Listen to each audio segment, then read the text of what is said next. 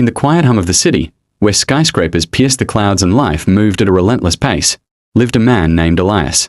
He was a titan of industry, a man who had built an empire from scratch. His name was whispered in boardrooms. His face graced the covers of business magazines. He believed in logic, in strategy, in the tangible power of his own two hands. Faith, to him, was a relic, a comforting story for those who lacked his drive and vision. One rainy Tuesday, as Elias reviewed quarterly reports in his penthouse office, a strange feeling washed over him. It wasn't sickness, not exactly. It was a deep, unsettling stillness, as if the entire world had held its breath just for him. A voice, clear as a bell yet originating from nowhere, echoed in the chambers of his mind. It spoke a single, chilling phrase: "Turn back from the path of avarice, for the foundation you have built is on sand." Elias jolted, spilling coffee on a multi-million-dollar contract. He scanned the room. Empty. He checked the intercom. Off. He dismissed it as stress, a hallucination brought on by too many sleepless nights. The path of avarice? He called it ambition. A foundation on sand? His empire was rock solid, insured, and diversified. He laughed it off, a ghost in his own machine. He had a crucial merger to finalize, a deal that would cement his legacy. There was no time for phantoms. The next day, the voice returned, this time as he was stepping into his private elevator. The scales are tipping, it warned, the tone heavier, more urgent. What is gained in shadow will be lost in light. Elias's heart hammered against his ribs. He gripped the cool steel rail of the elevator, his knuckles white. This was more than just stress. But what was it?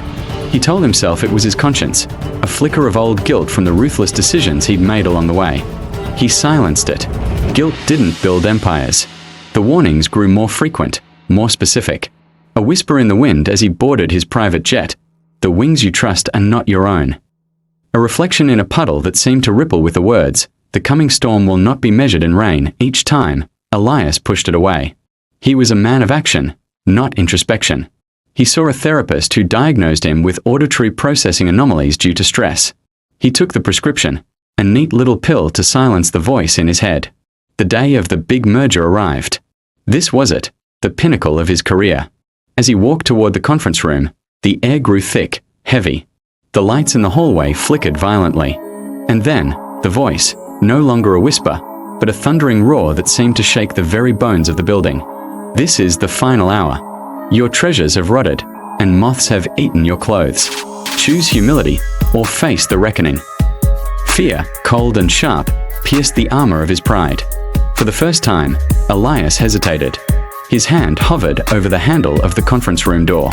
Inside, the most powerful people in his world were waiting. But the voice, it felt real, more real than the stock tickers, more real than the contracts waiting for his signature. He stood there, frozen, caught between two worlds.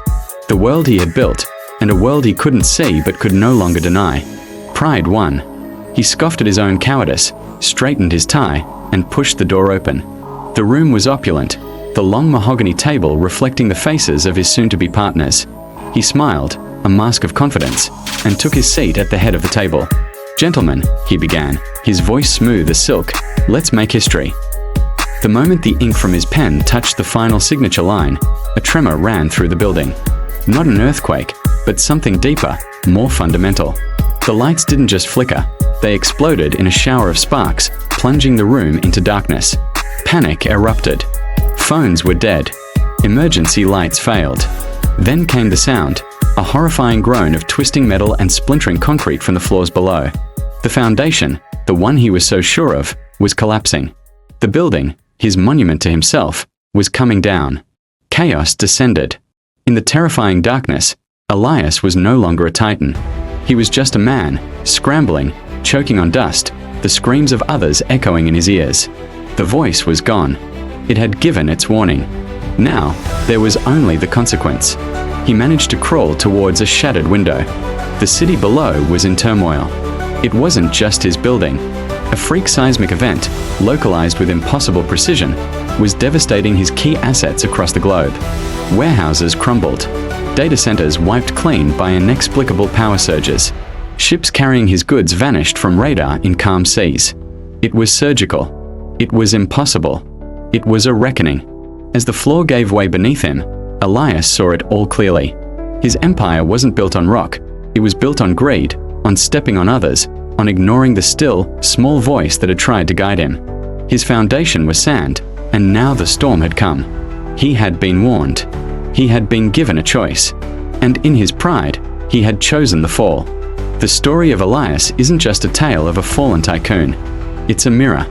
We all have those moments, those whispers of conscience, those gut feelings telling us to turn back from a path that feels wrong. We are all given warnings. We are all given choices. The voice that speaks to us isn't always a thunderous roar. Sometimes it's a quiet nudge, a sense of unease, a moment of clarity in a busy world. Ignoring it, convincing ourselves that our own plan is better, that our foundation is secure, is the greatest risk of all. Because the universe has a way of balancing the scales.